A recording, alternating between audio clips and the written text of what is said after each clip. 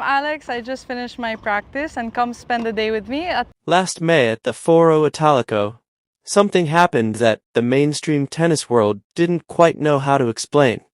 A young player walked onto court 6 and got completely dismantled in the first set, losing 6-0.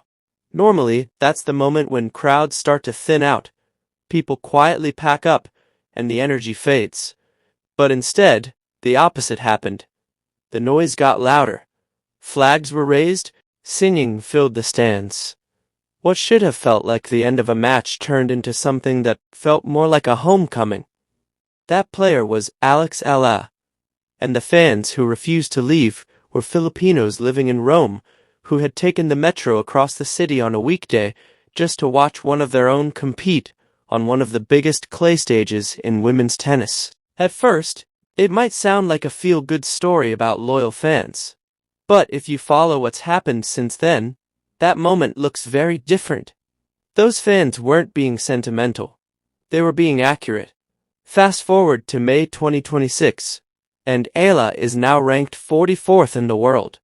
She has Tony Nadal, the coach behind Rafael Nadal's dominance in Rome, working closely with her team. She even turned down a better seating in Spain just to arrive early in Rome and train on clay before the draw was announced.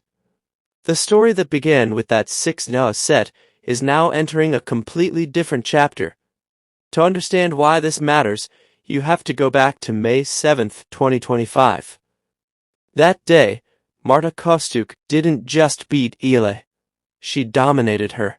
The first set was over in under 30 minutes, and the second wasn't much better. Eala won just one game in the entire match, on a court where her idol Rafael Nadal built a legacy. Losses like that don't just hurt because of the score, they expose gaps. At that point, clay was clearly her weakest surface. She admitted she preferred hard courts, and the results backed that up. Leading into the 2026 clay season, she had suffered heavy opening set losses against players like Leylah Fernandez, Elise Mertens, and Karolina Muchova, all matches where she barely got on the board. That wasn't bad luck. It was a clear pattern. What makes her return to Rome so compelling is that she didn't ignore that pattern, she addressed it directly. In April 2026, she confirmed that Tony Nadal was actively working with her, not just as a figurehead, but as a real coach. This is the same mind that helped shape one of the greatest clay court players in history. Now, that philosophy is being passed on to a 20-year-old from Quezon City. And when Eala talks about it, you can tell it's real. She describes it as something she once couldn't even imagine. The first signs of change came in Linz, Austria, where she defeated Julia Grabher in straight sets.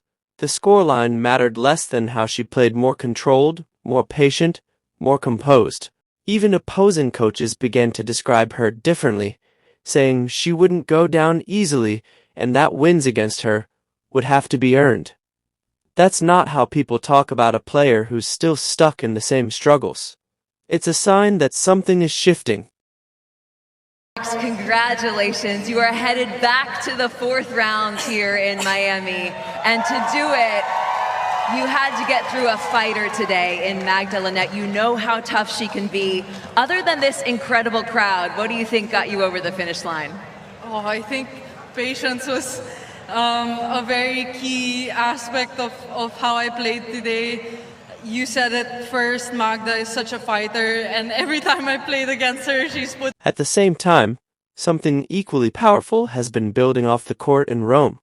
There are tens of thousands of Filipinos living in the city, not visitors, but a real community.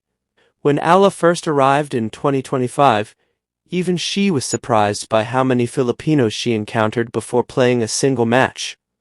For those fans, that moment on court 6 wasn't about the score. It was about representation. Instead of leaving after a 6-0 set, they stayed, sang, and raised their flags. A video shared by ABS-CBN Sports spread quickly, not because it showed victory, but because it showed belief. And that belief has been validated. Eala finished 2025 ranked 50 in the world, then climbed to a career high, 29 in early 2026, the highest ranking ever achieved by a Filipina in WTA history. She reached a WTA 1000 semifinal, defeated top young talent like Mira Andreeva, and even delivered a viral post-match interview in Spanish that showcased her connection with international crowds. Then came a powerful endorsement from Greg Rusedski, a former world number 4 and Grand Slam finalist.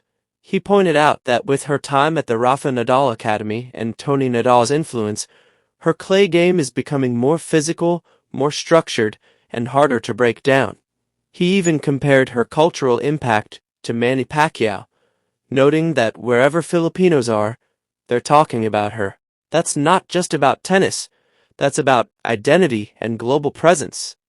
Now, she returns to the Foro Italico, where the field includes top names like Aryna Sabalenka, Coco Gauff, Iga Swiatek, and Elena Rybakina.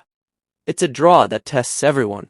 A strong run here could push Eala back toward her peak ranking and, more importantly, establish her as a real threat on clay ahead of French Open. But beyond rankings and tactics, what stands out most is her character. After that crushing loss in 2025, she didn't disappear. She stayed, competed in doubles alongside Coco Gauff, and fought her way to the quarterfinals.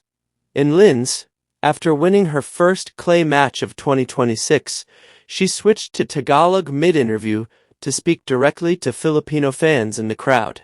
That wasn't a calculated move. It was genuine. She has never treated her struggles on clay as a limitation. She talks about them as a process, something that requires time and work. She believes she can succeed on the surface, and her actions prove it. She chose to come to Rome early, to prepare before even knowing her opponent. That's not obligation, that's intent. The scoreboard on Court 6 in May 2025 said 6-0, but scoreboards only reflect the past. They don't capture what's being built. The fans who stayed that day understood that. They weren't watching the numbers, they were watching the player. And now, that story is reaching a turning point. With Tony Nadal's guidance, Roland Garros just weeks away, and Rome as the proving ground, everything is coming into focus. For the Filipino community in Rome, this isn't just another tournament. It's personal. It's their city, their court, and their moment too.